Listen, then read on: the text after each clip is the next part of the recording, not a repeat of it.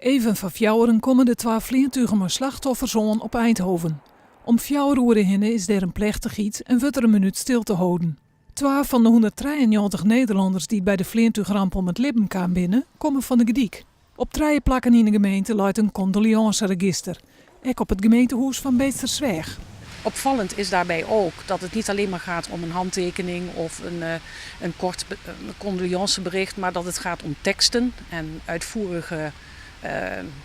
uitvoerige beschrijvingen of uitvoerig blijk van medeleven. En dat is toch eigenlijk wel heel bijzonder, vind ik. Ook voor de nabestaanden van het verstoorde echtpaar van de Gediek kan deze dag een treest wezen, tient burgemeester Jager. Op dit moment zal de familie uiteraard heel druk bezig zijn met alles wat zich voordoet. Maar ik denk dat er momenten zijn waarop zij voelen dat de gemeenschap meeleeft, dat het land meeleeft. En dat zij natuurlijk later ook zien dat er heel veel mensen langs zijn geweest om hun medeleven te betuigen.